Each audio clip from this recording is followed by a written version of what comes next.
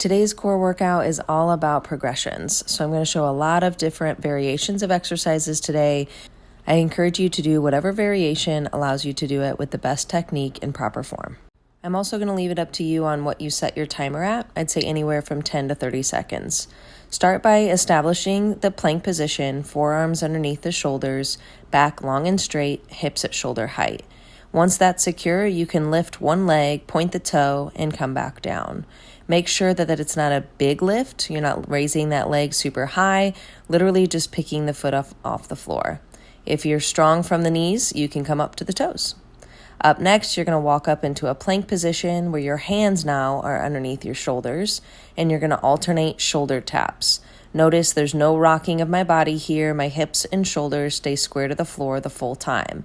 Again, if you're feeling rock solid with the knees down, then you could try with the legs up and on your toes. Just keep in mind, if you start shifting your weight side to side, you may need to go back to the knees.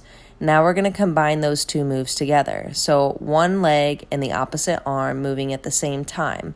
Definitely start this one from the knees, but if you feel super secure, you can give it a couple goes from the toes.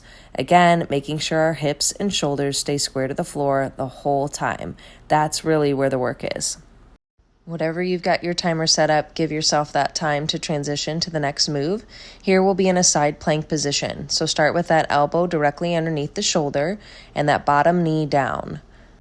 Hold this position, ensuring that your shoulders and hips stay stacked. If you're feeling secure with the knee down, you could bring your feet together and stack them for a full side plank. From here, we can add hip dips. So you're going to just gently dip that hip towards the floor and push it right back up. You're going to feel the work in that bottom oblique. Be sure to keep the hips and shoulders stacked. If you're finding yourself fatiguing and you're rolling that top shoulder in, go ahead and bring it back down to the knees. Next move is a rotational side plank. So you'll extend the top arm overhead and then thread it through underneath the armpit of the other side. Start again with this one on your knees. If you're feeling secure and comfortable, you can bring it up to your feet.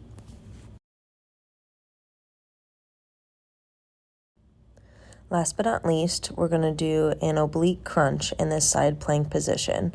Again, starting from that bottom knee down, you're going to crunch elbow to knee, really rib to hip is what I want you to focus on the top side.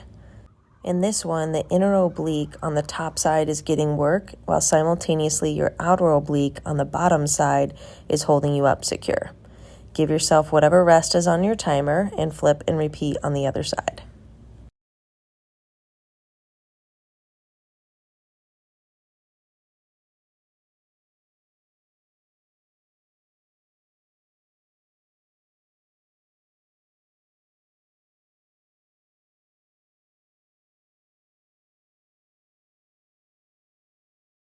Our last set in this workout focuses on our back. So lie in a prone position with your face towards the floor and start with a back extension. I bring my fingertips to my temples for this one. I want your toes on the floor and you're using your lower back, your glutes, and a little bit of your upper back to stabilize as you lift your chest up off the floor and back down. Move with as much range of motion as your body will allow and make sure it's a smooth and slow movement. Up next, we have a prone lying leg lift. So keep your legs as straight as possible and try to lift your quads up off the floor. You should feel this work in your hamstrings, glutes, and again the lower back.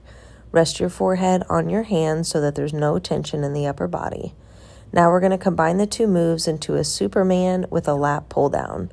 So lifting both the chest and the quads up off the floor, hold that extended position, and then draw the elbows back into a lat pull down. With all of these moves today, but especially these on the floor, I want you to be really mindful of your head positioning. We want to try to maintain a neutral spine all the way through, even through our neck. So be mindful of your eye, where your eye gaze is, and ensuring that your head isn't drooping between your shoulders or lifting up above the shoulders. Finish up with a stretch. As always, I enjoy the child's pose anytime, but especially after a core workout and anything that involves the back. A good stretch for that lower back, hamstrings, glutes, and shoulders is a down dog. But do whatever stretches work best for you, and look forward to seeing you next time.